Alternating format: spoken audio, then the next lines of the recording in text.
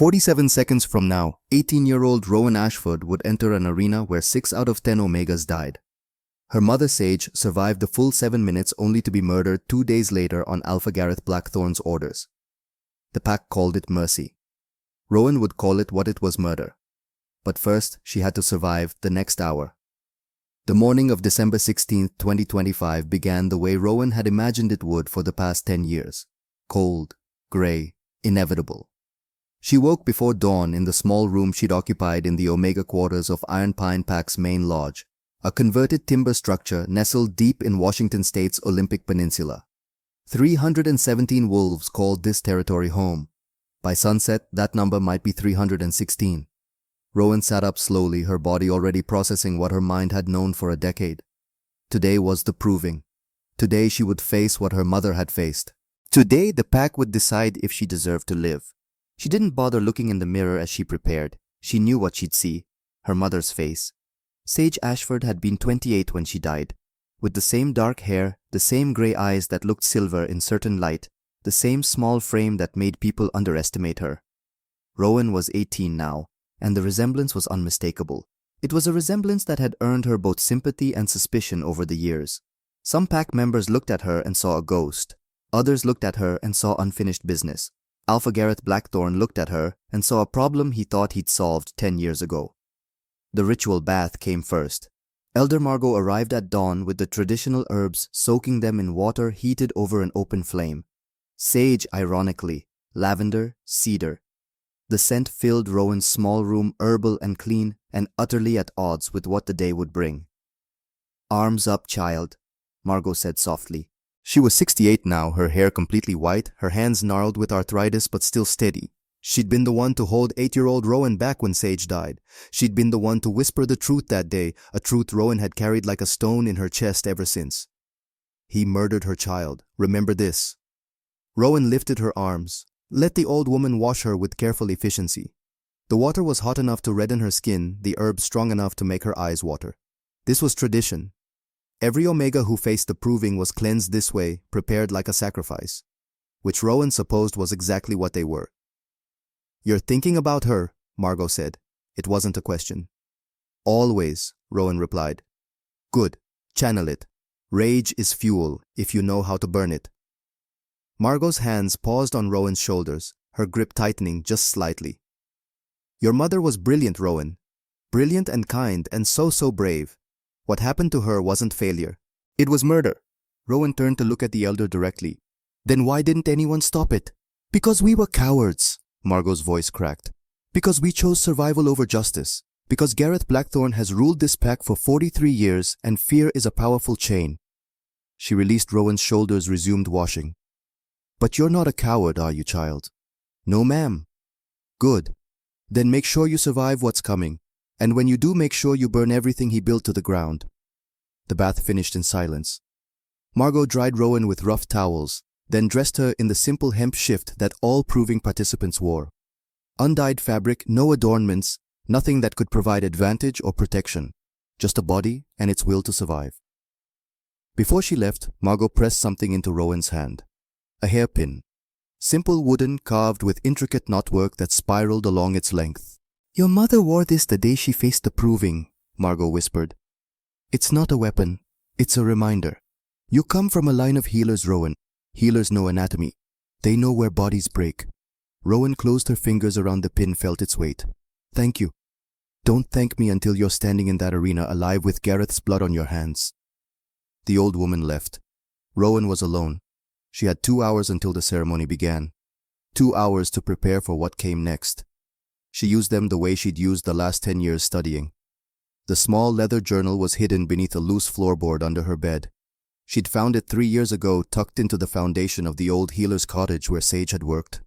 Her mother's handwriting filled every page, meticulous notes about herbs, treatments, pack members' medical histories. But hidden in the margins, written in a code Rowan had spent months deciphering, was the truth. Evidence of murder. Sage hadn't just been a healer, she'd been a detective. Over her 8 years in the position, she'd documented suspicious patterns. Omega, who survived proving trials but died shortly after. The numbers were damning: 2007, 2 survivors, both dead within a week. Cause listed infection. 2009, 1 survivor. dead in 3 days. Cause listed internal bleeding. 2011, 3 survivors, all dead within 5 days. Causes listed various complications. 2012, 1 survivor, dead in 2 days. Cause listed heart failure. 2013, 2 survivors, both dead within 4 days. Causes listed infections. 8 Omega total. 8 survivors who'd proven their worth only to die under suspicious circumstances that Sage had documented with a healer's precision. And then in Sage's final entry dated November 28, 2014, 3 months before her own proving, I found the financial records today. Gareth isn't just killing survivors. He's selling the ones he deems useful. Pretty Omega young and traumatized fetch high prices from rogue packs that don't ask questions. I found receipts, bank transfers, names. Kira Brennan's name is on a ledger. She survived her proving last month. They told us she ran away, but Gareth sold her for $15,000 to Crescent Pack. I wrote to the Shifter Council, sent the letter yesterday, but Gareth has spies in the mail system. If he intercepts it, if he knows I know. I'm scheduled for my proving in 3 months. I've been preparing.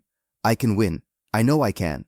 But if I survive, he'll use secondary protocol. He'll kill me the same way he killed the others. Rowan, if you're reading this, I'm dead. And you need to understand I didn't fail. I was murdered. And you need to be smarter than I was. Document everything. Trust no one in Iron Pine. And when your time comes, don't just survive the proving. Survive what comes after. The hairpin I'm leaving you isn't just sentiment. It's a weapon. The tip is sharpened. Pressure points are marked in my anatomy notes on page 47, between C1 and C2 vertebrae. That's where wolves are most vulnerable. Be ruthless, my daughter, because mercy is what got me killed. Rowan had read those words 1,000 times. She'd memorized every detail in the journal, every name, every suspicious death. She'd studied her mother's healer notes on wolf anatomy pressure points, vulnerable areas. Sage had been teaching her daughter how to survive long after her death. Now sitting in her small room with 2 hours remaining, Rowan braided the wooden pin into her hair. Tight, secure, hidden in the complex pattern of her braid, invisible unless you knew to look for it. She turned to page 47 of the journal, reviewed the anatomical diagrams one final time. The cervical vertebrae, the narrow gap between C1 and C2. The technique her mother had perfected but never gotten to use. At 10 o'clock, the drums began. Deep, resonant thuds that echoed across the territory, calling the pack to witness. Rowan smoothed her shift and walked to her door. Her hands weren't shaking. That surprised her. She'd expected terror. Instead, she felt something colder, clearer. She felt ready. The walk from the Omega quarters to the proving arena took 7 minutes. Rowan had timed it before. The path wound through the heart of Iron Pine's territory, past the main lodge, past the training grounds, past the memorial stones where pack heroes were honored. Sage's name wasn't among them. Failures weren't memorialized. Pack members lined the path, hundreds of them. Some watched with pity, some with excitement, some with the blank faces of people who'd learned not to care because caring hurt too much when the dying happened over and over again. Rowan recognized faces. Beta Thorn, Reed Gareth's second in command, standing rigid with his jaw clenched. His daughter Ember had gone through the proving 5 years ago. She'd survived the trial. 3 days later, she was dead from what they called infection. Thorn had never been the same. As Rowan passed, their eyes met for a brief moment. Something flickered in Thorn's expression, recognition maybe, or guilt. Dr. Maren Walsh, the pack's head healer, stood near the arena entrance with her medical kit. She wouldn't meet Rowan's eyes. Maren had been the one to care for Sage after the proving, the one present when Sage died. The guilt had hollowed her out over the years, turned her into a ghost who moved through the pack house treating wounds but never quite being present. And there at the arena's edge, standing on the raised platform reserved for pack leadership, was Alpha Gareth Blackthorn himself. 67 years old, 6 feet 2 inches of solid muscle, gone slightly soft with age but still formidable. Gray hair, gray eyes, a face that might have been handsome once but had hardened into something cruel. He wore traditional Alpha regalia, leather and fur, silver wolf's headpins, the trappings of power accumulated over 4 decades of absolute rule. He smiled when he saw Rowan. It didn't reach his eyes. "Rowan Ashford," he called out, his voice carrying across the gathered crowd. "Daughter of the failed Omega Sage. Today you face the proving, as is tradition, as is law, as is your burden to bear. Do you understand what is required of you?" This was the ritual question. Every Omega answered the same way. "I understand." Do you accept the terms that survival proves your worth and failure proves your weakness? I accept. Then approach. Rowan walked forward. The crowd parted. She climbed the steps to the platform where Gareth waited, flanked by his council. 4 wolves, all male, all over 60, all complicit in every Omega death for the past 20 years. Gareth looked down at her. Up close she could see the calculation in his eyes. He was measuring her, assessing her, determining how quickly she'd die. You look like her, he said softly for her ears only. Your mother. Same eyes. Same foolish hope that somehow you'll be different. I am different, Rowan said quietly. How so? I know what you did to her, and I'm going to make sure everyone else knows too. Something flickered across Gareth's face, surprise maybe, or concern. But it vanished quickly, replaced by cold amusement. Bold words for a girl who'll be dead in 10 minutes. Your mother said something similar once. Didn't end well for her.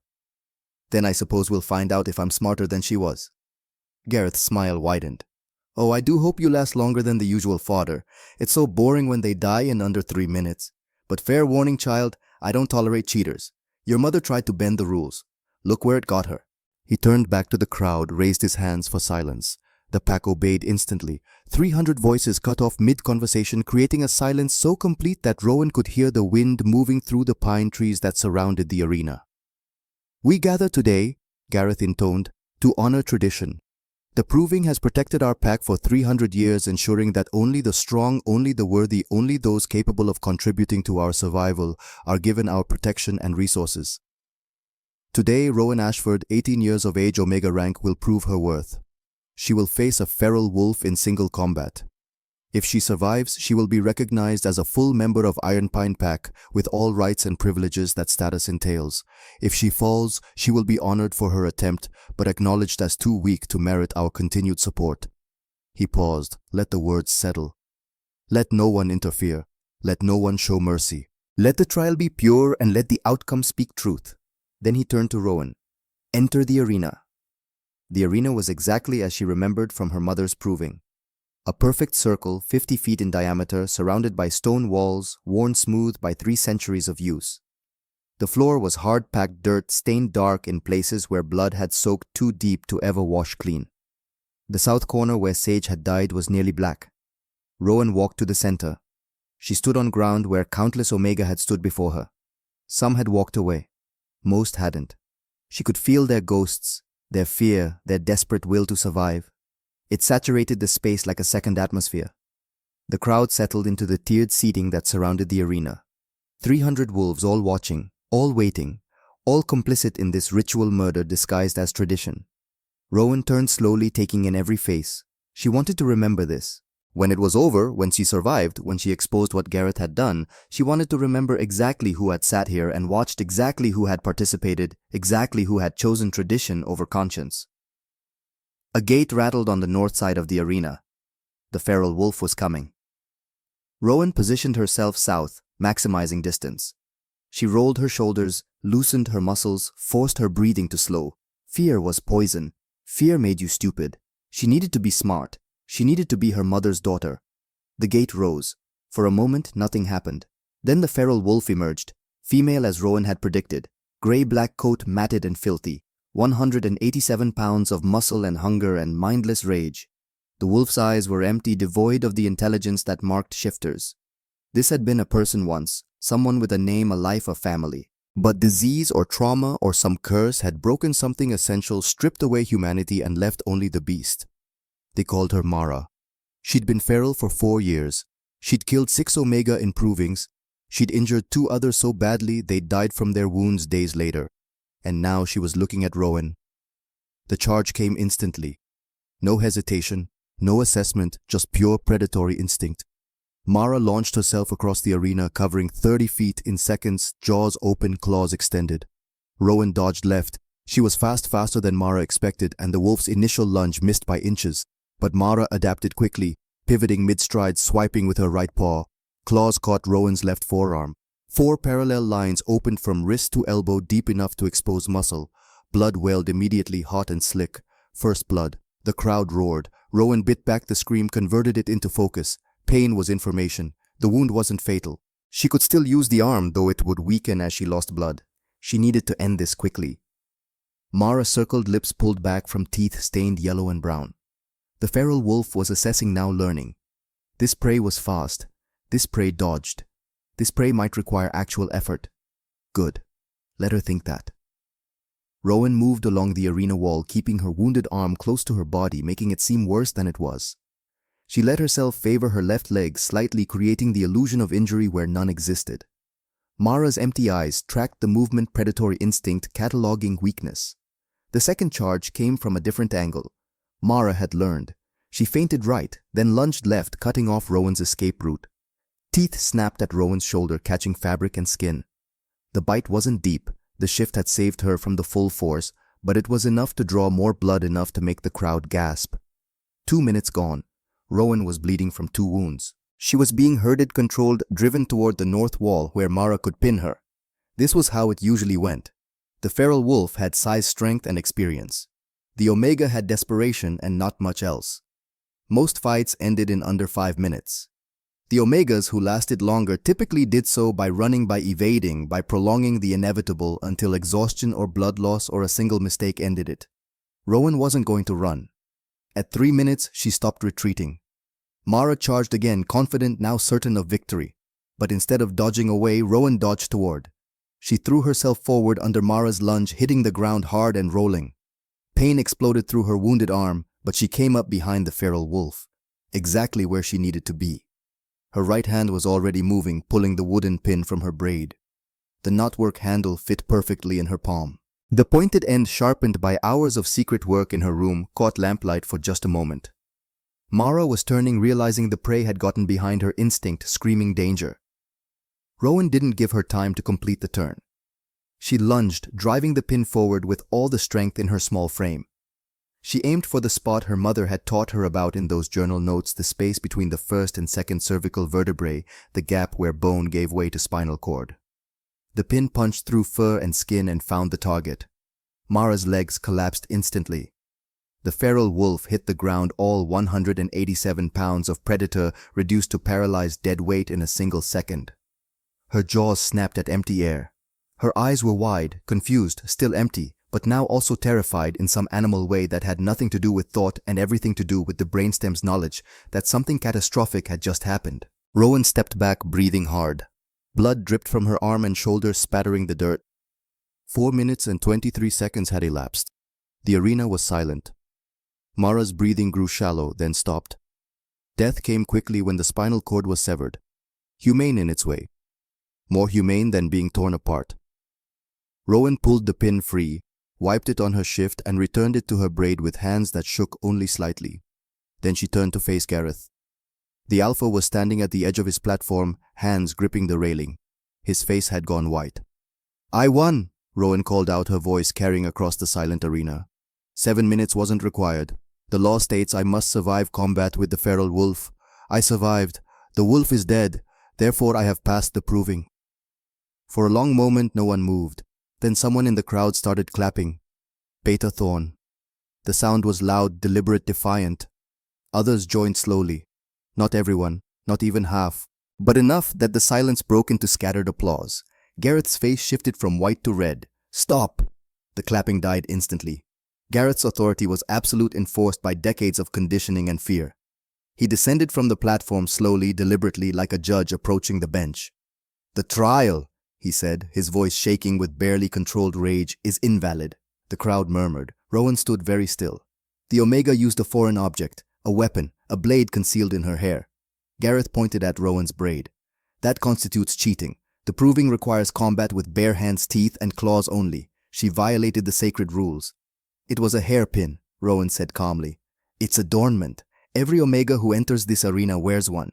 My mother wore this exact pin. You didn't declare it a weapon then. It became a weapon when you used it to kill. Everything becomes a weapon if you're desperate enough to survive. My hands became weapons. My teeth could have become weapons. The pin was simply more efficient." Gareth descended the final steps into the arena. He crossed the space between them slowly, deliberately, until he stood less than 3 feet away. Up close, Rowan could smell the anger on him, hot and metallic. "You're just like her," he said softly. "Your mother. Too clever.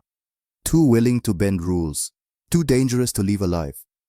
Then you admit you killed her because she was dangerous, not because she was weak. Something flickered in Gareth's eyes, a calculation, a recognition that he'd said too much. But he recovered quickly, turned back to the crowd. Rowan Ashford has violated the sacred terms of the proving through use of a concealed weapon. Therefore, her victory is null. Therefore, she has failed the trial. Therefore, secondary protocol is enacted. The crowd gasped.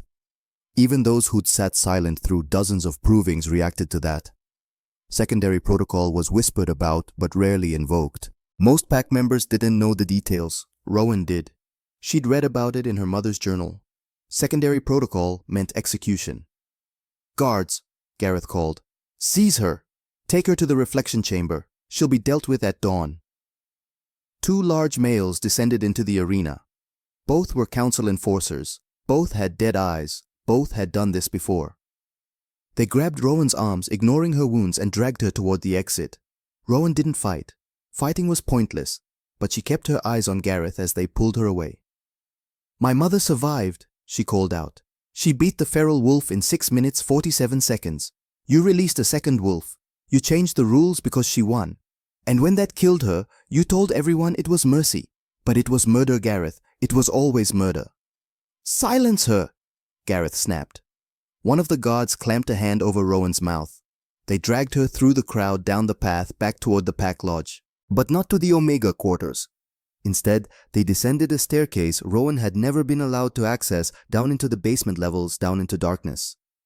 The reflection chamber was a cell, 8 feet by 8 feet, stone walls, iron door, no window, a bucket in the corner, nothing else. They threw Rowan inside. She hit the far wall hard, slid to the floor. The door slammed shut. A lock clicked. Darkness, complete and absolute. Rowan sat there, breathing hard, her wounds throbbing. She could feel blood still seeping from her arm, though slower now. Her shoulder ached. Her body was starting to understand that the adrenaline was fading and the pain was real, and possibly she was going to die down here in the dark just like her mother had died in public light. But she'd won. She'd survived the proving. She'd proven her point. And Gareth had shown exactly what he was, a tyrant who couldn't tolerate anyone who threatened his control. Time passed. Rowan couldn't measure it. Could have been an hour. Could have been 3. The darkness was disorienting, the silence oppressive. She felt her way around the cell, memorizing its dimensions. 8 paces one way, 8 paces the other. Stone walls, solid and cold. Iron door, no handle on the inside. Bucket that smelled like previous occupants' fear. This was where they brought Omega, who survived. This was where her mother had spent her final hours. Rowan sat down in what she calculated was the center of the cell, closed her eyes even though it made no difference in the darkness, and focused on breathing. In for 4 counts, hold for 4, out for 4, hold for 4.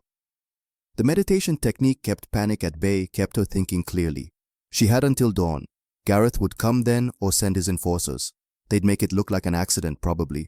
Complications from proving wounds, infection, tragic but unavoidable. Unless she escaped, unless someone helped, unless child. The voice came from above, barely a whisper. "Rowan, child, can you hear me?" Rowan looked up, though she couldn't see anything. The voice was familiar. "Elder Margot?" "Yes. Listen carefully. I don't have much time. There's an air vent in the east corner of your cell near the ceiling. Can you reach it?" Rowan stood, felt her way along the walls until she found the corner. Her fingers brushed metal grating. She stretched, standing on her toes. Her fingertips could just touch the lowest edge. "I can reach it, barely. Pull, the screws are old. I loosened them last night. Pull hard." Rowan pulled. The grating resisted, then gave way suddenly. She caught it before it could clatter to the floor, lowered it carefully. Behind where it had been was darkness but moving air. A shaft. "Your mother and I planned this," Margot's voice continued through the vent. "After she went through the proving, we knew Gareth would kill her. We knew he'd use secondary protocol. So we prepared an escape route. She never got to use it, but you can. Where does it go? Maintenance tunnel. Leads outside the lodge into the forest. 1.3 miles from here, there's a hollow log marked with 3 scratches. Inside you'll find a pack. Clothes, food, first aid supplies.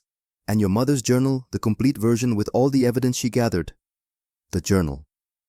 Rowan had found a partial copy in the healer's cottage, but Sage had written about another more complete version with financial records and full documentation. "Why didn't you give this to me before?" Rowan asked. "Because I'm a coward." Margot's voice cracked. "Because I've watched 12 Omega die in that chamber over 20 years and I did nothing. I told myself there was no point that resistance would just get me killed too, that survival was its own virtue. But you're Sage's daughter. You're brave enough to do what I never could. So I'm giving you a chance. Gareth will kill you for this. Probably. But I'm 68 years old, Rowan. I've lived too long with blood on my hands. If helping you is what finally ends me, at least I'll die having done one right thing." Rowan pulled herself up to the vent opening. It was narrow, barely wide enough for her frame. "Thank you, Margot. Don't thank me. Just survive. And when you're ready, when you're strong enough, come back. Burn this whole system down. Make sure no Omega ever stands in that arena again." "I will, I promise." "Then go, quickly. The guards change shift in 15 minutes. You need to be gone before they check your cell." Rowan pulled herself into the shaft. It was tight, claustrophobic, but she could move. She crawled forward in darkness, feeling her way, following the slight current of air that indicated an exit somewhere ahead. Behind her, she heard Margot replace the grating covering the escape route, buying time. The shaft was longer than expected. Rowan crawled for what felt like hours, though it was probably only minutes. Her wounded arm screamed in protest, leaving a blood trail she hoped wouldn't be visible. Her shoulder throbbed. Her whole body ached, but she kept moving. Finally, the shaft ended in another grating. Beyond it, she could see moonlight, forest, freedom. Rowan kicked the grating loose, squeezed through, and dropped 6 feet to the forest floor. She landed hard, rolled, came up running. The temperature was 28 degrees. She was barefoot, wearing only a blood-soaked shift. Her breath fogged in the air. But she ran anyway, crashing through underbrush, following instinct north by northwest.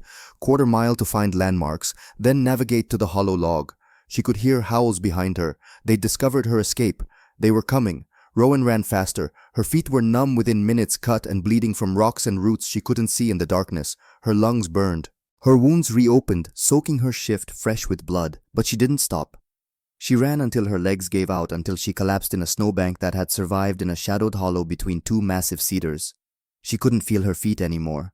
Her hands were numb. Her core temperature was dropping. Hypothermia was setting in. The howls surrounded her. 6 wolves emerged from the trees.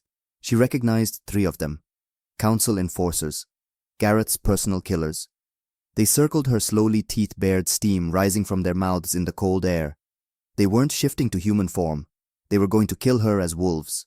Make it look like she died from exposure and wounds, no evidence of execution. Rowan pulled herself to her knees, though standing was beyond her now.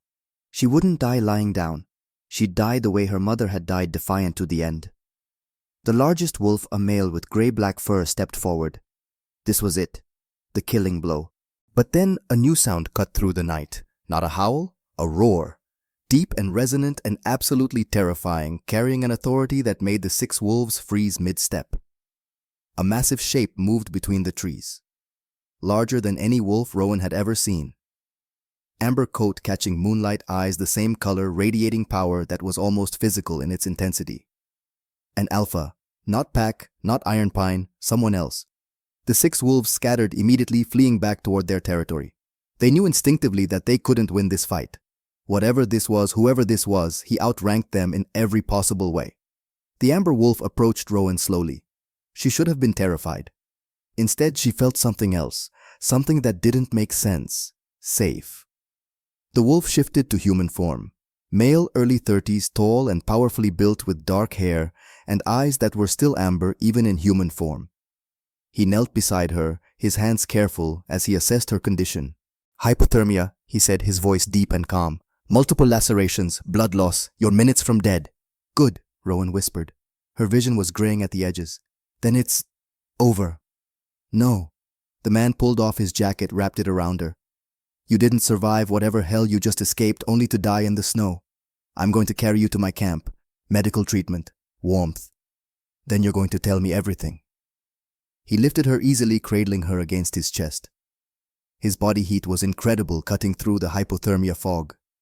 Rowan tried to protest, tried to say something about the journal, the evidence, but words wouldn't form anymore. And then something happened. The moment his skin touched hers, his hand against her wrist to check her pulse, a connection snapped into place, like lightning and coming home at the same time, like destiny recognizing itself. The mate bond. She'd learned about them in pack education. Rare, powerful, instant recognition at first touch between fated partners. This stranger, this alpha who'd saved her life was her mate. The last thing Rowan remembered before unconsciousness claimed her was the sound of his heartbeat, steady and strong, and a voice that seemed to come from very far away saying, "Hold on, you're safe now, I've got you." And then darkness swallowed everything, and Rowan Ashford's first day as a survivor became something else entirely. Became the beginning of something larger. Became the moment everything changed. But she wouldn't know that until she woke up. Rowan woke to warmth. It was the first thing her brain registered before pain, before memory, before anything else. Warmth. Real warmth, the kind that came from fire and shelter and safety. For a moment she couldn't process it. The last thing she remembered was cold. Bone-deep, killing cold that had turned her extremities numb and her thoughts sluggish. She opened her eyes slowly. Canvas ceiling, fabric walls glowing orange from lamplight. A tent. Large, military-grade from the look of it with proper insulation, and a small wood stove in the corner radiating heat. Rowan was lying on a camp bed covered in thick wool blankets. Her body was clean, her wounds bandaged professionally. Someone had dressed her in soft cotton clothing that wasn't hers. The shift she'd worn during the proving was gone. She tried to sit up. Her body protested immediately, every muscle screaming. The movement must have made noise because a voice spoke from somewhere to her left. "Easy. You've been unconscious for 3 hours. Your core temperature was 92 degrees when I found you. That's dangerously close to fatal." Rowan turned her head. The amber-eyed man from the forest sat in a folding chair near the stove, a laptop open on his knees. He was dressed now in practical outdoor clothing, thermal layers, cargo pants, boots. His dark hair was still slightly damp, like he'd recently shifted. "Who are you?" Rowan's voice came out hoarse, her throat raw from cold air and everything else. "Callahan Stone, Alpha King of the Northern Territories." He closed the laptop, set it aside, gave her his full attention. "And you're Rowan Ashford, daughter of Sage Ashford, who survived the proving 4 hours ago and was sentenced to execution under something called secondary protocol, which would make you a fugitive from Iron Pine Pack, and very, very lucky that I happened to be camping 1.7 miles from their border. Alpha King." The words penetrated slowly through Rowan's exhausted mind. The Northern Territories covered Washington, Oregon, parts of Idaho and Montana, hundreds of packs, thousands of wolves, and the Alpha King had authority over all of them, appointed by the Shifter Council to maintain order and enforce laws that individual alphas couldn't be trusted to uphold on their own. "You were investigating Gareth," Rowan said. It wasn't a question. The Alpha King didn't camp in random forests during December for recreation. Callahan smiled slightly. "Smart. Yes. I've been investigating Alpha Gareth Blackthorne for 7 months. Suspected murder of Omega following proving trials. Possible trafficking. Financial irregularities. But until tonight I had no proof. Just anonymous tips and suspicious patterns." He leaned forward, elbows on his knees. "Then I felt your escape. Heard the howls. Saw 6 enforcers hunting an unarmed Omega in the snow.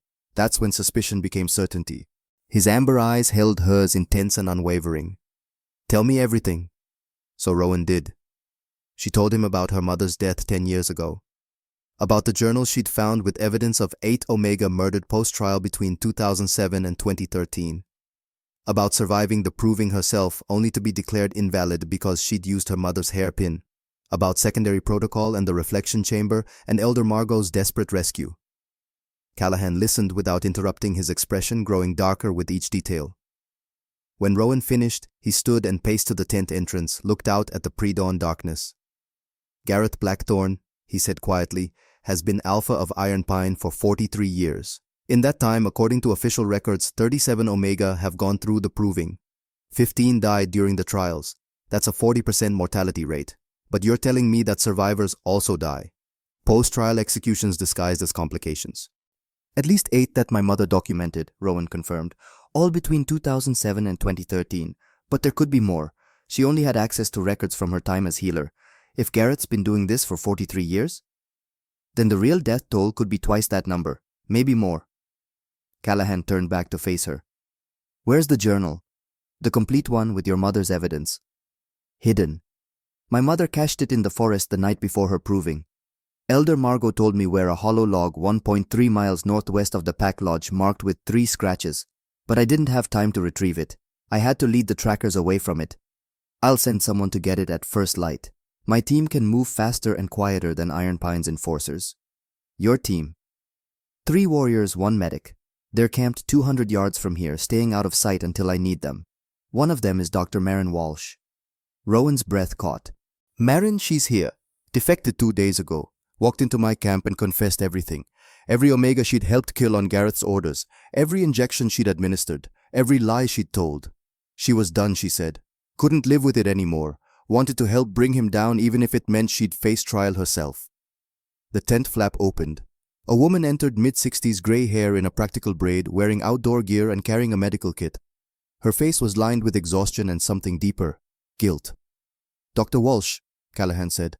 The patient's awake. Marin approached slowly, like she wasn't sure she'd be welcome. When she saw Rowan's face clearly, she stopped. Sage's daughter. You look so much like her. You killed her, Rowan said flatly. I helped kill her. Yes. Marin didn't flinch from it. Gareth ordered it. I didn't inject the poison myself, but I was complicit. I certified her death as complications from proving injuries when I knew the truth. She set the medical kit down but didn't come closer. There's no apology that makes that right. No penance that balances it. I killed your mother through my silence and cowardice. I'm sorry. Why are you here now? Rowan asked. Because 2 days ago, Gareth told me to prepare another dose, for you. He said you'd survive the proving because you were too smart not to, and when you did, I'd need to make sure you didn't survive the aftermath, just like your mother. Marin's voice broke. I looked at him and I saw the next 40 years. How many more? How many more Omega would I kill because I was too afraid to say no? So I packed a bag, walked out of Iron Pine territory and found the Alpha King. Because if I'm going to hell for what I've done, at least I can drag Gareth with me. Callahan gestured to the medical kit. Check her wounds. Make sure the hypothermia didn't cause permanent damage. Marin approached carefully, waited for Rowan's nod before touching her. The examination was professional, thorough. She checked Rowan's extremities for frostbite, redressed the wounds from the proving, listened to her heart and lungs. You'll survive, she finally pronounced. Shifter healing is helping. The lacerations will close completely in 3 more days. No permanent damage from the cold, though your fingers and toes will be sensitive for a while. You're lucky, Rowan. You should be dead. My mother was lucky too, Rowan said quietly, until luck ran out. Marin had no answer for that. She gathered her kit and left, leaving Rowan alone with Callahan again. The Alpha King resumed his seat, studied her with those unsettling amber eyes. The mate bond snapped when I touched you, he said abruptly. In the forest when I picked you up to check your pulse. You felt it too, I assume. Rowan had felt it. That moment of connection, like lightning and recognition and destiny, all compressed into a single touch. She'd been too close to dying to process it properly at the time, but now, with her mind clear, she could feel it. A thread connecting her to this stranger. Her mate. I felt it, she admitted. Good. I wanted to make sure I wasn't imagining things. Callahan rubbed his jaw, a gesture that seemed unconscious. Here's the situation as I see it. You're my mate. That means you're under my protection by law and by instinct. Gareth can't touch you without declaring war on the entire Northern Territories, but that protection only extends as far as you're willing to accept the bond. If you reject it, if you choose to face this alone, I'll respect that. Though I'd prefer you didn't, because alone you'll be dead within a week. Romantic, Rowan said dryly. He smiled quick and genuine. I'm being practical. Romance comes later if you want it. Right now we need to focus on survival and justice. In that order. What do you propose? Tell me what you want. Revenge, exposure, Gareth's death. All of the above. Because I can give you all of that, but I need to know what your priority is. Rowan didn't hesitate. Exposure first. I want everyone to know what he did. Not just that he killed my mother, but that he's been murdering Omega for decades. I want every pack in the Northern Territories to know that the proving isn't tradition, it's genocide. I want Gareth stripped of everything he's built his reputation on. And after exposure, trial, legal proceedings, evidence presented to the Shifter Council, let him be judged by his peers. And if the council finds him guilty, then whatever sentence they deem appropriate, death, imprisonment, exile, I don't care as long as he can never hurt another Omega. Callahan nodded slowly. That's a longer game than revenge. It requires patience, evidence gathering, political maneuvering. It could take weeks. I have time. Do you? Gareth knows you escaped? He knows you're alive. He's gonna come after you with everything he has. And he's gonna do it quietly because if word gets out that an Omega survived his secondary protocol, other survivors might come forward. His entire system collapses. Then let it collapse, Rowan said fiercely. Let it burn. Let every Omega who ever survived his trials know that they're not alone, that someone fought back, that someone won. Something shifted in Callahan's expression. Respect, maybe, or recognition. You're not interested in saving yourself. You're interested in saving everyone else. I'm interested in making sure my mother didn't die for nothing. All right. Callahan stood, held out his hand. Then let's get started. But first you need to understand what you're signing up for. Gareth has ruled Iron Pine for 43 years. He has loyalists, enforcers, wolves who've built their entire lives on his authority. Taking him down means dismantling that structure. It means turning pack members against their alpha. It means possible civil war within Iron Pine territory. I know. And you're willing to risk that, the deaths that might result. More Omega will die if we do nothing. At least this way, we're fighting for something that matters. Callahan's hand was still extended. Rowan looked at it for a long moment, understanding what acceptance meant. This wasn't just alliance. This was partnership. This was acknowledging the mate bond, accepting his protection, binding herself to his authority and his resources. This was trusting a stranger because fate said she should. Rowan took his hand. The bond solidified instantly, clicking into place like a lock finding its key. She could feel him now, not just as a presence in the tent, but as a constant awareness at the back of her mind. His determination, his controlled anger at what he'd learned, his absolute certainty that they would win this. It should have been invasive. Instead, it felt like relief. Good, Callahan said. Now let's talk strategy. The plan took shape over the next hour. Callahan's team would retrieve Sage's journal from the hololog. They'd review the evidence, identify patterns, cross-reference with council records to find discrepancies. Meanwhile, Marin would provide her testimony documenting every Omega death she'd witnessed or participated in. Names, dates, methods, but that wasn't enough. They needed more survivors, more voices, more proof that this wasn't isolated incidents, but systemic murder. I know of 2 others, Marin said. She'd returned to the tent summoned by Callahan and now sat across from Rowan with a tablet displaying pack medical records. Kira Brennan and Sienna Vale. Both survived the proving. Both were scheduled for secondary protocol. Both disappeared before execution could be carried out. Disappeared how? Rowan asked. Sold. Marin pulled up files, showed photographs of 2 young women. Kira, 20 years old now with red hair and green eyes. Sienna, 25 with dark skin and silver eyes. Gareth has a side business. Pretty Omega who survived the trials are worth money to certain rogue packs. Packs that don't ask questions about where their purchased breeders come from. Rowan's stomach turned. He sells them. Sold them, Callahan corrected grimly. Past tense, because both women escaped. Kira 2 years ago, Sienna 5 years ago. And both of them are currently in my territory under my protection, waiting for a chance to testify against the alpha who tried to murder them. Hope flared in Rowan's chest. They're alive. Alive and angry. When I started investigating Iron Pine, they found me, volunteered their stories, been helping with the investigation ever since. He checked his watch. They're 3 hours away. I sent for them when I found you. They should arrive by dawn. Dawn. Rowan looked toward the tent entrance, saw the faintest lightening of the sky. 5 hours since she'd escaped the reflection chamber. 5 hours that had transformed her from condemned fugitive to protected mate of the Alpha King, surrounded by allies, building a case that would destroy Gareth Blackthorne. It felt surreal. There's something else, Marin said quietly. Something I need to tell you before the others arrive, about your mother's death. Rowan tensed. What about it? The official story is that she died from the second wolf's bite during the proving. Severe injuries, blood loss, trauma. But Marin's hands shook slightly as she pulled up another file on her tablet. I was the healer on duty that night. I treated Sage after the proving. Her injuries were severe, 3 broken ribs, punctured lung, extensive lacerations. But I stabilized her. She was going to survive. The words hung in the air, impossible and terrible. 2 hours after the proving ended, Marin continued, her voice barely above a whisper. Alpha Gareth came to the medical room. He dismissed me, said he wanted to speak to Sage privately to offer comfort. I obeyed. When I returned 20 minutes later, Sage was dead. Rowan couldn't breathe, couldn't think, couldn't process what she was hearing.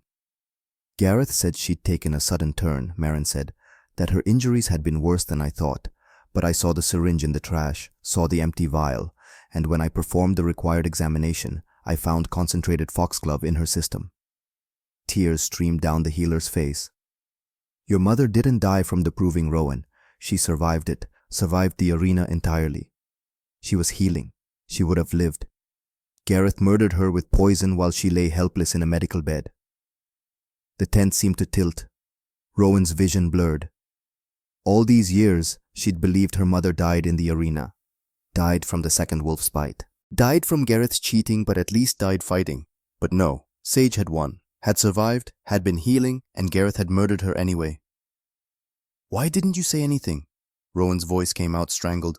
Why didn't you expose him? Because I was afraid. Maren's voice broke completely. Because he threatened my daughter. Because I chose my child's life over justice.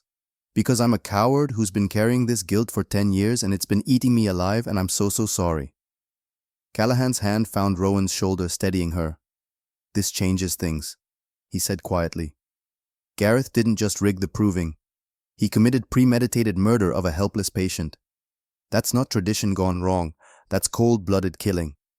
He needs to pay, Rowan said. Her voice was ice. Not just for my mother. For all of them. Every Omega he murdered, every life he destroyed, every family he shattered. He needs to pay. He will, Callahan promised. We'll make sure of it. Kira Brennan and Sienna Vale arrived as the sun rose over the Olympic Peninsula, painting the forest in shades of gold and amber. They came on foot, moving with the easy confidence of trained warriors flanked by 2 of Callahan's guards. Kira was smaller than her photograph suggested, barely 5 feet tall, but she moved like contained violence. Her red hair was cut short, practical. Her green eyes swept the camp, cataloging threats automatically. Survival instinct honed by years of captivity and escape. Sienna was taller, rangier, with the build of a long-distance runner. Her silver eyes were unusual, striking against her dark skin. She carried herself with coiled tension, like she was always ready to fight or flee. Both women stopped when they saw Rowan. You're Sage's daughter, Kira said. Not a question. I am. We heard you went through the proving yesterday. Heard you survived. Heard Gareth invoked secondary protocol. Kira's expression was carefully neutral. Heard you escaped, that true. All of it. Sienna whistled low. Damn. I was in that cell for 16 hours before I got out. You made it in under 4. Impressive. Elder Margot helped. She had an escape route prepared. Margot. Kira's face softened slightly. She tried to help me too. Warned me what was coming. Didn't have time to set up an escape before they moved me to the sale location. But she tried. She's one of the good ones. They gathered around the camp stove as dawn strengthened into morning. 5 people, Rowan, Callahan, Maren, Kira, and Sienna. 5 people who'd all been damaged by Gareth Blackthorne in different ways. 5 people who were going to destroy him. Callahan laid out the plan. We have evidence. Sage's journal, Maren's testimony, Kira and Sienna's stories. That's 4 sources, 20+ deaths, documented financial crimes proven. But we need to present it properly. If we go to the Shifter Council now, Gareth will claim we're biased. That the Alpha King is overreaching, that the Omega are lying to gain advantage. So what do we do? Rowan asked. We expose him publicly, in front of witnesses who can't be dismissed, in front of his peers. Callahan pulled out a map, spread it on the ground. Gareth is hosting a victory feast 3 days from now, celebrating your death. He's invited 5 neighboring alphas as witnesses to Iron Pine's strength and adherence to tradition. Those alphas will serve as our jury. You want us to infiltrate the feast, Sienna said. Crash the party, drop evidence in front of everyone. Exactly. Gareth can't silence 5 alphas, can't threaten them, can't make them disappear. They'll hear the evidence, they'll have to respond, and the Shifter Council will have no choice but to investigate. It's risky, Kira pointed out. Gareth will have security, guards everywhere. The moment we're recognized, we're dead. Unless we're not recognized. Callahan looked at Rowan. You'll go in as a servant, Omega kitchen staff. No one looks at servants. You'll have access to the feast hall, access to Gareth. When the moment's right, you make the accusation. I'll be there as the Alpha King, providing official authority. The other alphas will serve as witnesses. And if Gareth tries to kill me in front of everyone, then he proves everything we're accusing him of. It was insane. It was dangerous. It was their only chance. I'm in, Rowan said. We're all in, Kira added. Sienna nodded agreement. Callahan smiled, fierce and satisfied. Then we have 3 days to prepare. Rowan needs combat training in case things go wrong. Kira and Sienna will teach you what they know. Marin will prep your testimony, make sure you can present evidence clearly under pressure. And I'll coordinate with the visiting alphas, make sure they understand something significant is happening at this feast. What about Gareth? Rowan asked. He'll be searching for me. What if he finds this camp? Let him try. Callahan's eyes flashed amber. I'm the Alpha King. My authority supersedes his. Any attack on my camp is an attack on the council itself. He's not that stupid. The first day of training broke Rowan's body. Kira and Sienna showed no mercy, putting her through drills that exposed every weakness. Combat stances, defensive positions, how to fight when you are smaller and weaker than your opponent, how to use speed and intelligence when you lacked strength. You beat the feral wolf smart, Kira said, circling Rowan in wolf form, forcing her to track the movement. Now learn to fight smart against wolves who can think. Rowan shifted her brown wolf, smaller than Kira's red, but faster. They sparred for 2 hours until Rowan's muscles screamed. Then Sienna took over, teaching her how to present evidence under pressure, how to speak clearly when terrified, how to maintain eye contact with powerful alphas. Your mother's journal is your weapon, Sienna explained, but only if you can wield it effectively. Practice your speech, make it clear, make it undeniable. By evening, Rowan could barely move. Her wounds from the proving were healing, but the new injuries from training had replaced them. Bruises, strained muscles, the comprehensive ache of a body pushed past its limits. Callahan found her sitting outside the tent, watching the sun set through the trees. He sat beside her without asking permission, handed her a canteen of water. You're doing well, he said. I'm terrible. Kira threw me 6 times. Sienna said my testimony was too emotional. Kira throws everyone. And Sienna's right about emotion, but that's not necessarily bad. Emotion is honest. It makes people listen. He paused. The mate bond. We haven't talked about it properly. About what it means beyond alliance and protection. It means I'm yours and you're mine, Rowan said. By destiny or fate or whatever force decides these things. But you can choose to reject it. The bond is powerful, but it's not slavery. If you don't want this... I'm not ready for forever, Rowan interrupted. I'm not ready to think about futures and children and all the things mates are supposed to plan. Right now I'm focused on survival and justice. That's fair. But I'm not rejecting the bond either. I felt it when you touched me. I feel it now, this awareness of you, this certainty that you're on my side. I need that right now. Callahan's smile was warm. Then we'll take it slow. Build something real instead of rushing into something because fate said we should. They sat together as darkness fell, not touching but connected through the bond, both processing what came next. 3 days. 3 days to prepare. 3 days until everything either worked perfectly or collapsed catastrophically. Underscore underscore underscore underscore underscore underscore underscore underscore underscore underscore underscore underscore underscore underscore underscore underscore. Day 2 brought unexpected complications. Callahan's scouts reported movement around Iron Pine territory. Gareth had dispatched search parties 20 wolves strong, combing the forest in expanding circles. We need to move camp, one of Callahan's warriors reported. They'll find us if we stay here. But Callahan shook his head. Moving signals guilt. We stay. If they find us, they find the Alpha King on legal investigation business. Gareth can't touch us without declaring war. That afternoon, while Rowan practiced her testimony with Sienna, the search party found them. 20 wolves emerged from the tree line surrounding the camp in loose formation. They stopped at a respectful distance, not attacking but clearly present. A threat barely restrained. Callahan stepped out of the main tent, still in human form, radiating authority that made even the trained enforcers hesitate. Gentlemen, he said mildly, can I help you? The lead wolf shifted. Beta Thorn Reed.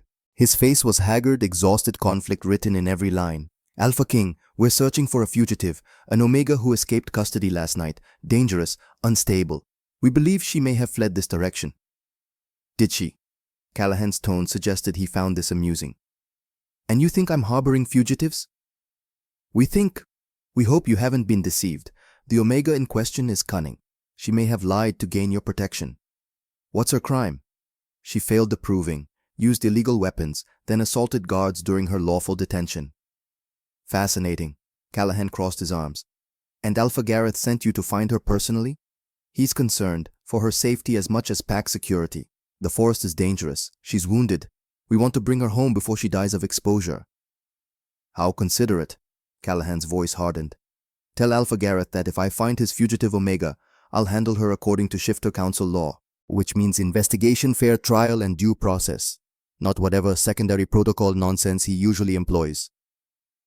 Thorne's face paled. You know about... I know many things, Beta Reed. I've been investigating your Alpha for 7 months. Every Omega death, every suspicious execution, every financial irregularity. Callahan's amber eyes bored into Thorne's. So when you return to Iron Pine, tell Gareth this: I'm coming for him. And when I do, he'd better have excellent lawyers. The wolf stood frozen, processing this. Finally, Thorne nodded stiffly. But before he turned to leave, his eyes found Rowan standing at the tent entrance. Their gazes locked for a brief moment. My daughter Ember, Thorne said quietly, his voice barely carrying. She survived her proving 5 years ago. 3 days later, she was dead. Infection, they said. But I found a letter she'd hidden. She knew Gareth was going to kill her. She knew, and she wrote me goodbye, and I found it too late. His voice cracked. If you're building a case against him, Alpha King, you have my testimony when you need it. I failed my daughter. I won't fail justice. Then the search party left, disappearing back into the forest. Rowan stood trembling, not from cold, but from the realization of what had just happened. Beta Thorne Reed, Gareth's own second-in-command, had just offered to betray his Alpha. The cracks in Gareth's empire were showing. Day 3 began with news that changed everything. A messenger arrived at dawn, young female barely 20, covered in road dust and clearly exhausted. She collapsed at the camp perimeter, gasping for breath. Marin treated her while Callahan extracted the message. What they heard made everyone in camp go still. Gareth moved the victory feast, the messenger said between gulps of water.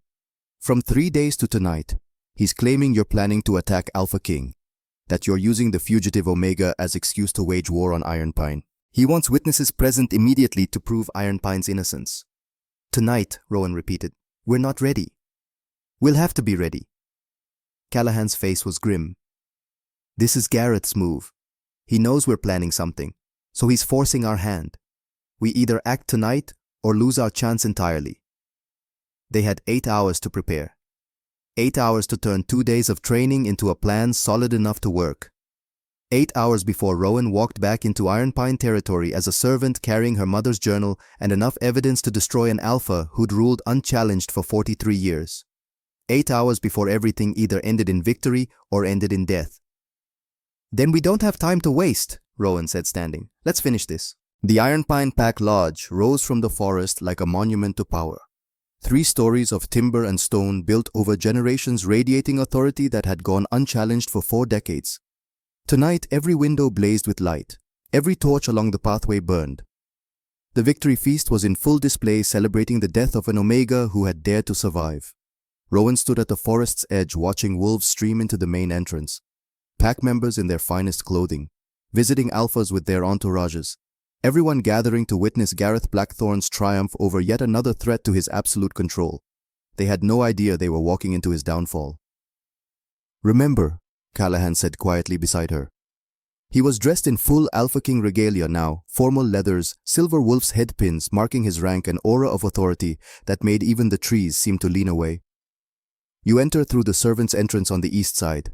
Kitchen staff will be too busy to question a new Omega. Work your way to the main hall. When Gareth makes his speech about your death, that's when you reveal yourself. And you'll be there, Rowan confirmed. I'll enter officially as invited guest. The visiting Alphas will provide witness. If Gareth tries anything violent, he'll be doing it in front of 5 other Alphas and the king himself. Kira adjusted the plain servant's dress Rowan wore, making sure the journal was hidden securely beneath the apron. If things go wrong, you shift and run. We'll cover your exit. I'm not running, Rowan said. She'd said it before, but this time it felt final, definitive. She was done running, done hiding, done letting Gareth control her fate.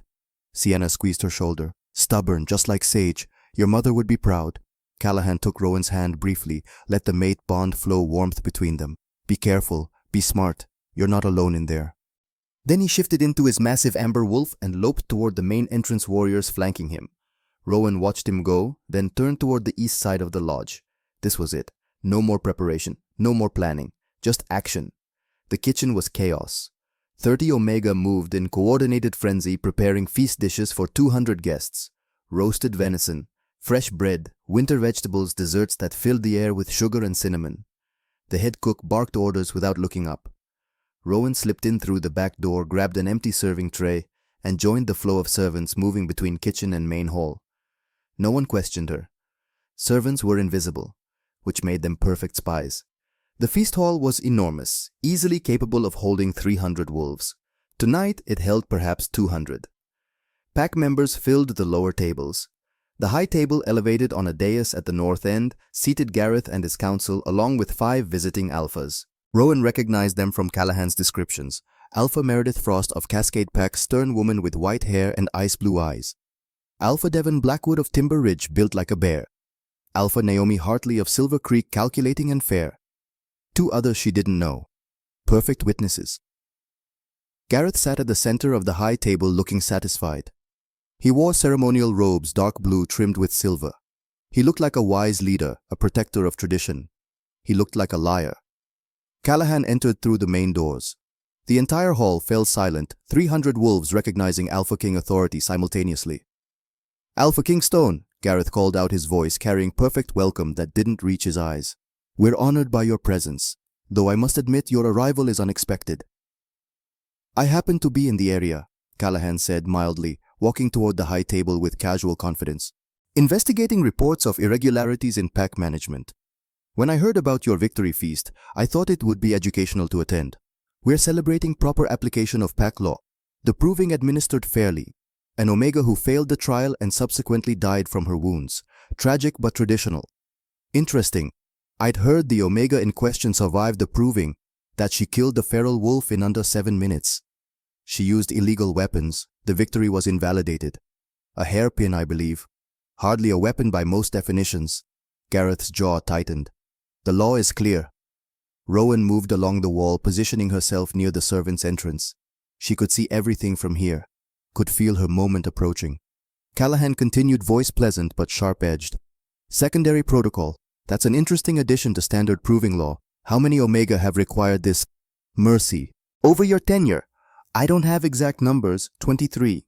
Rowan's voice cut through the hall, clear, steady, absolute. 23 Omega have died under secondary protocol. 8 of them were documented by my mother before you murdered her." Every head turned, 300 wolves staring at a servant who dared to speak.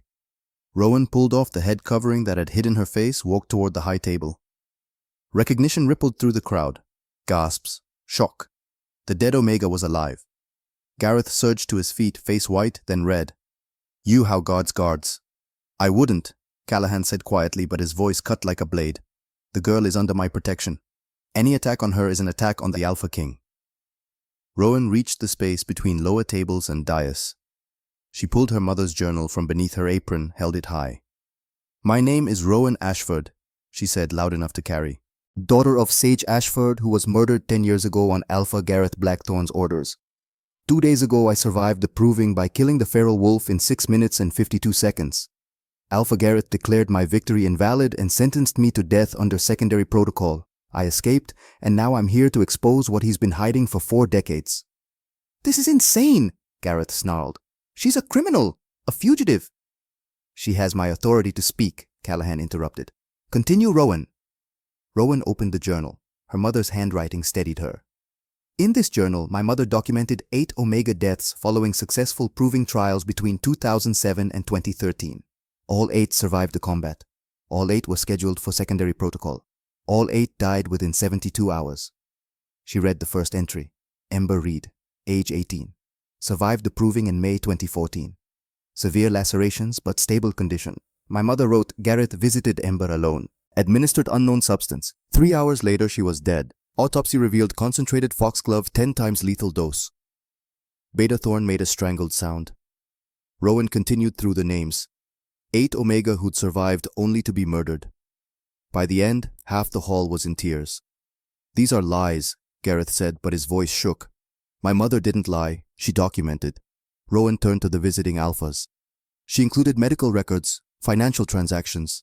She pulled a photograph from the journal. Bank statement showing payment of $15,000 from Alpha Gareth to Crescent Rogue Pack. Dated 3 days after Kira Brennan survived her proving and disappeared. He sold her. The hall erupted, shouting, denial, outrage. Callahan stood, let his authority silence them. Alpha Gareth Blackthorne, you stand accused of 23 counts of murder, multiple counts of trafficking, conspiracy, treason. How do you respond? Gareth's face twisted, then he laughed, bitter edged with madness. How do I respond? I respond that every single one of those Omega deserved what they got. They were weak, damaged, liabilities. His voice rose. The proving exists to eliminate weakness. Sometimes weakness survives the first test. So yes, I implemented secondary protocol. I eliminated threats. I did what was necessary to keep this pack strong. You murdered children, Thorne said hoarsely. My daughter. She was 18. She survived. And you killed her because she found your financial records. Because she was too smart for her own good, Gareth snapped. Just like the Ashford Omega. Just like all of them. They threatened necessary arrangements. They had to be silenced. The admission hung in the air, absolute and damning. Alpha Meredith Frost stood slowly. You're confessing to murder and trafficking in front of 5 alphas and the king. I'm admitting to doing what was necessary. But before anyone could respond, Elder Margot's voice rang out from the crowd. There's more! The old woman stood trembling but determined. Something I've kept silent about for 10 years. Something everyone needs to know. She walked forward slowly, each step deliberate. When she reached the open space before the dais, she turned to face the crowd. Sage Ashford didn't die from the second wolf's bite, Margot said clearly.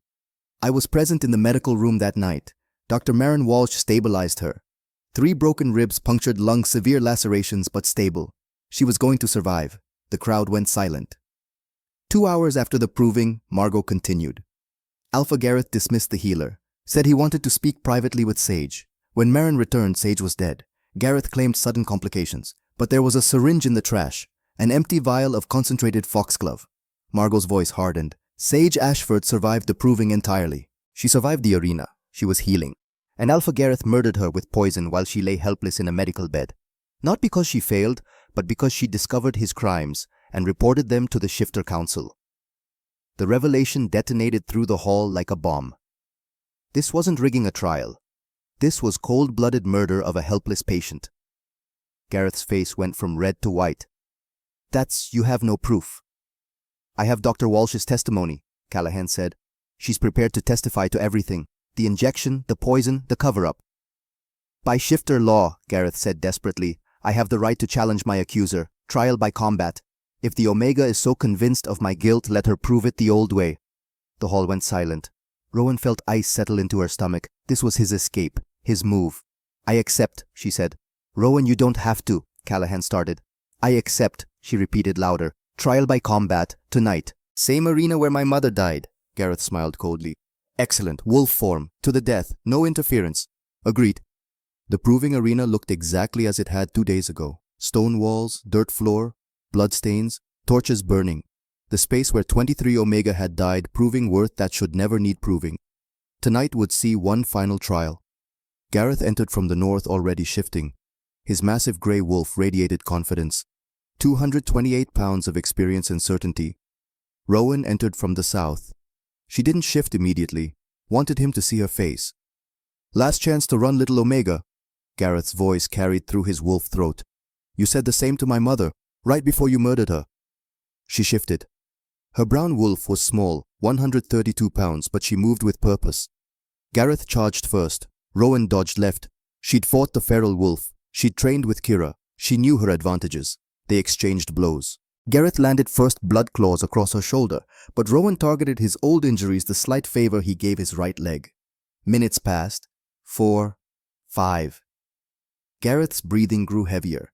Rowan was bleeding but kept moving, kept forcing him to chase. At 6 minutes, Gareth made his mistake. Lunged when Rowan fainted, overcommitted, exposed his back leg. Rowan took it, bit down hard, tendons tore. Gareth roared, spun, caught her face. Blood filled her mouth, but Gareth was limping now. At 7 minutes, Rowan went for the kill. She didn't use her mother's technique, not this time. This time she charged directly at him, accepting his bite to her shoulder in exchange for position. They crashed together, but Rowan had trained for this. She used his momentum against him, came out of the roll behind his neck. Her teeth found the gap between C1 and C2 vertebrae. She bit down with everything she had. Gareth's spine severed with an audible crack. He crashed to the ground, paralyzed. Rowan stood over him, panting, bleeding. She shifted to human form. Gareth's eyes were wide, terrified. He tried to shift but couldn't. Paralysis prevented it. "You're paralyzed?" Rowan said quietly. "Shifter healing won't fix a severed spine. You'll live the rest of your life unable to move, unable to shift, trapped." She knelt beside him. "I could kill you now? End it. You murdered my mother while she was helpless, just like you are now." The arena held its breath. "But that's not justice. That's revenge. And there's a difference." Rowan stood, stepped away, looked at the visiting alphas. "I could kill him while he's helpless and everyone would call it justice. But if I do that, I become exactly what he is. A murderer hiding behind justification." Her voice carried clearly. "I want him tried, properly, by the Shifter Council. I want every crime documented, every victim named. I want his legacy to be complete disgrace." She looked at Callahan. "You said justice requires patience, legal process. You were right." Callahan's smile was fierce and proud. "Guards, take the former Alpha into custody. Transport him to Shifter Council headquarters for trial." 4 guards lifted Gareth's paralyzed wolf form onto a stretcher. But before they carried him away, Rowan stepped close one final time. "You'll live," she whispered so only he could hear. "Paralyzed, imprisoned, stripped of everything. You'll have decades to think about what you did. My mother taught me mercy, but you don't deserve that mercy. You deserve to live with your crimes. Forever." The guards carried him away. Beta Thorn started clapping. Others joined. Not everyone, but enough. Rowan stood in the arena covered in blood, having just done something unprecedented, defeated an Alpha in combat, then refused to kill him. Because revenge wasn't justice. The immediate aftermath was chaos. Pack members demanding explanations, visiting Alphas conferring. But through it all, 2 women approached Rowan. Kira and Sienna, who'd been hidden in the crowd. "You let him live," Kira said. "I did." "Why he sold me? Sold Sienna. He deserves death." "He deserves to suffer," Rowan replied. "Death is quick. Prison paralyzed and powerless is decades of suffering. That's better punishment." Sienna pulled Rowan into a fierce hug. "Thank you, not just for defeating him, for doing it the right way, for proving we're better than the system that tried to destroy us." Kira joined the embrace. 3 survivors who'd all escaped death. "What happens now?" Sienna asked. "The council approved a new position," Rowan said. "Omega Advocate. I'm taking it. I want both of you to join me. We'll travel to PAX, investigate traditions, ensure no one else goes through what we did." "A team of survivors hunting abusive alphas," Kira said slowly. "I'm in." Me too," Sienna agreed. The 3 women stood together in the arena where so many had died, where all of them should have died, where instead they'd survived and started something new. A revolution, a sisterhood, a promise. Underscore underscore underscore underscore underscore underscore underscore underscore underscore underscore underscore underscore underscore underscore underscore underscore. That night, after Gareth had been transported away after the crowd dispersed, Rowan sat alone on the arena wall. Callahan found her there. "You're thinking too loud. I can feel it through the bond. I keep thinking about my mother, about how she died helpless with no one to avenge her. And today I had the chance to do to Gareth what he did to her. But I didn't. Because you're not him. You chose principle over emotion. That's strength most people never develop." They sat together in comfortable silence. Finally, Rowan spoke. "The mate bond. I'm ready to explore it, understand what we could be together." Callahan smiled. "We have time, all the time you need. I'm 18. I don't know anything about being someone's mate, but I want to learn, with you. Then we'll figure it out together." They sat on the wall until dawn, not talking, just existing. Building something that would last beyond revenge, beyond justice. Building love. 5 years later, the annual Omega Remembrance Ceremony drew representatives from 63 packs. The Memorial Garden had grown to hold 70 sections, 23 for Iron Pine's victims, 47 added over 5 years from other packs. 70 lives memorialized. Hundreds saved. Rowan stood at the center section, her mother's section, watching the crowd. She was 23 now. 5 years of traveling, investigating, testifying had changed her. Harder in some ways, more confident in others. But still, Sage Ashford's daughter. "Impressive turnout," Callahan said beside her. 37 now, gray threading his dark hair. They'd formalized the mate bond 2 years ago in a simple ceremony. 63 packs participating in reform. Rowan marveled. "When we started, we couldn't get 5. Kira approached with documents. 25 now, her red hair long again. Final numbers. 47 packs abolished proving trials. 12 reformed them. 4 under investigation. That's 63 out of 72 showing meaningful reform. Sienna joined them, 30 now less haunted. Perimeter secure, though Alpha Hartley's security chief keeps eyeing me. You infiltrated their pack 2 years ago? Rowan reminded her. Oh, right. That. The ceremony began. Alpha Thorn Reed, elected Alpha of Iron Pine 3 years ago, welcomed the crowd. 5 years ago my daughter died. I believed it was tragedy. Rowan Ashford showed me it was murder. His voice carried across the assembled wolves. This garden exists to remember the dead, but more importantly to remind the living that tradition without examination becomes tyranny. That silence becomes collaboration. That courage means standing against accepted systems. He gestured to Rowan. 5 years ago, one 18-year-old Omega refused to accept that her death was inevitable. She survived. She fought. She changed everything. Rowan stepped forward. My mother left me a journal documenting crimes she couldn't stop alone. Today, I can tell her we did. The proving is abolished in 47 packs, reformed in 12, Omega trafficking networks dismantled, corrupt alphas removed. She looked at the sage plants. Mama, we did it. We changed the system. And we're still changing it. The ceremony continued. Thorn placed a rose at Ember's section. Margot, 83 and frail but sharp, tended her herbs. Dr. Marin Walsh placed candles honoring lives she'd failed to save. As sunset came, as the crowd dispersed, Rowan sat alone at her mother's section. I'm 23 now, Mama. Same age you were when you had me. I met my mate. His name is Callahan. You'd like him. We're building something together. Maybe someday we'll have a daughter. Maybe I'll name her Sage. The plants swayed in the breeze. I miss you, but I'm grateful. Grateful you left me the tools. Grateful you prepared me. She stood. Gareth still alive. Still paralyzed. Still in prison. That's better than death. That's justice. Callahan appeared, offered his hand. She took it, let the bond flow warmth. They walked toward the pack house where Kira and Sienna waited with the next case file. 70 Omega memorialized. Hundreds saved. Thousands protected. The revolution Sage started and Rowan finished was still growing. And it would never stop. Narrator's epilogue. Rowan Ashford was 18 when she killed a feral wolf, exposed a murderer, and started a revolution. She's 23 now, still fighting, still changing systems. Her mother Sage died trying to expose corruption. Her death planted seeds that grew into a movement that has saved hundreds and reformed 63 packs. Alpha Gareth Blackthorn believed tradition made him untouchable. He spent 5 years paralyzed in maximum security prison, powerless and forgotten. The proving has been abolished in 47 packs, reformed in 12. Omega rights are protected by law, and 3 survivors, Rowan, Kira, and Sienna, continue their work. Your worth is not proven. It is inherent. It is yours. And no one can take it from you. If you enjoyed this story of survival, justice, and systemic change, subscribe for more tales of courage and the strength it takes to change the world. Remember, sometimes the bravest thing you can do is refuse to play by rules designed to destroy you.